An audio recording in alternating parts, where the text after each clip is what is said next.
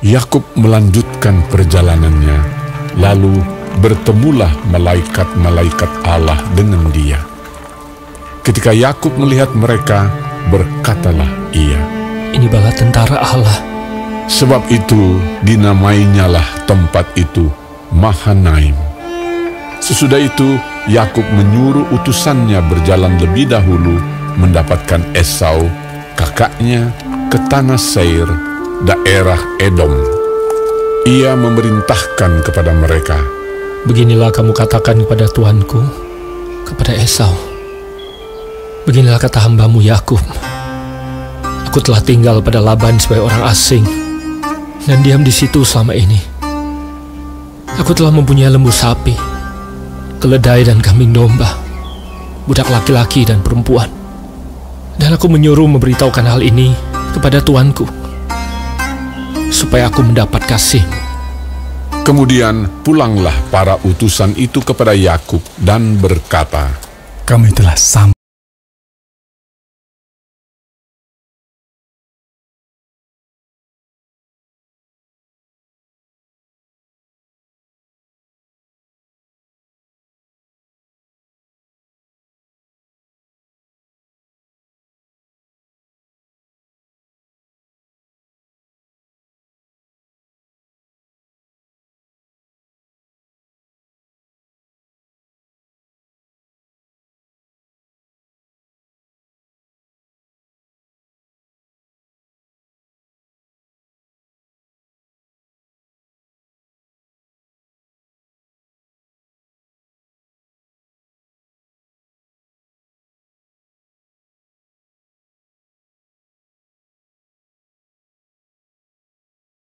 kepadaku, pulanglah ke negerimu, serta kepada sanak saudaramu, dan aku akan berbuat baik kepadamu. Sekali-kali aku tidak layak untuk menerima segala kasih dan kesetiaan yang kau tunjukkan kepada hambamu ini. Sebab aku membawa hanya tongkatku ini waktu aku menyeberangi sungai Yordan ini, tetapi sekarang telah menjadi 2 pasukan. Lepaskanlah kiranya aku dari tangan kakakku, dari tangan Esau, sebab aku takut kepadanya. Jangan-jangan ia datang membunuh aku, juga ibu-ibu dengan anak-anaknya. Bukankah engkau telah berfirman, tentu aku akan berbuat baik kepadamu dan menjadikan keturunanmu sebagai pasir di laut, yang karena banyaknya tidak dapat dihitung." Lalu bermalamlah ia di sana pada malam itu. Kemudian diambilnyalah dari apa yang ada padanya suatu persembahan untuk Esau, kakaknya, yaitu 200 kambing betina dan 20 kambing jantan, 200 domba betina dan 20 domba jantan, 30 unta yang sedang menyusui beserta anak-anaknya, 40 lembu betina dan 10 lembu jantan, 20 keledai betina dan 10 keledai jantan. Diserahkannyalah semuanya itu kepada budak-budaknya untuk dijaga, tiap-tiap kumpulan tersendiri, dan ia berkata kepada mereka, "Berjalanlah kamu lebih dahulu, dan jagalah supaya ada jarak antara kumpulan yang satu dengan kumpulan yang lain."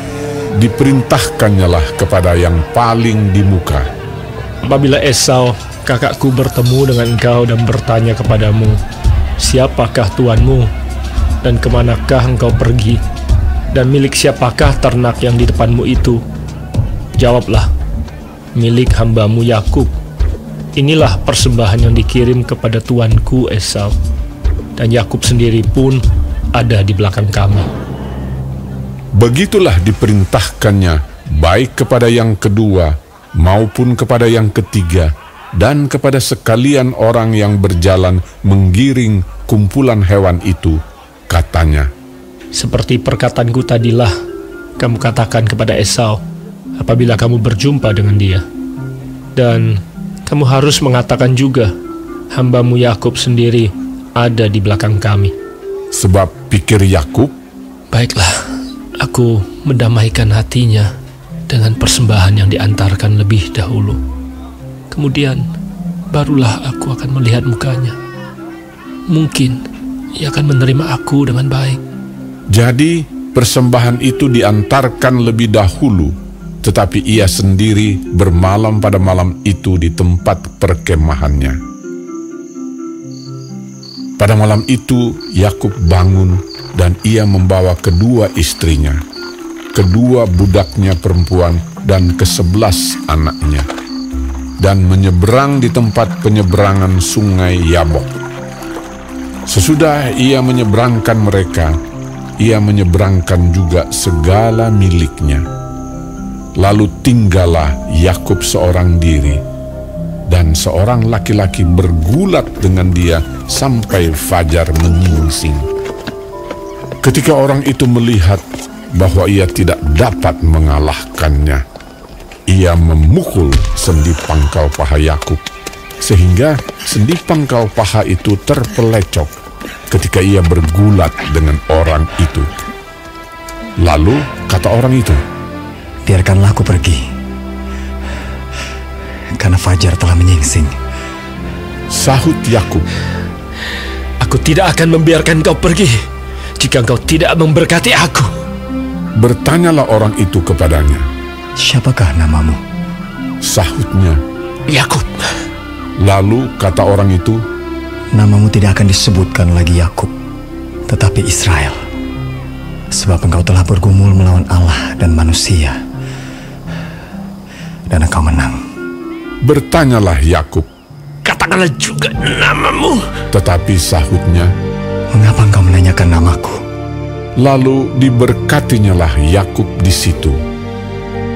Yakub menamai tempat itu Peniel, sebab katanya, Aku telah melihat Allah berhadapan muka, tetapi nyawaku tertolong. lalu tampaklah kepadanya matahari terbit ketika ia telah melewati Peniel, dan Yakub pincang karena pangkal pahanya. Itulah sebabnya sampai sekarang orang Israel tidak memakan daging yang menutupi sendi pangkal paha, karena dia telah memukul sendi pangkal paha Yakub pada otot pangkal pahanya.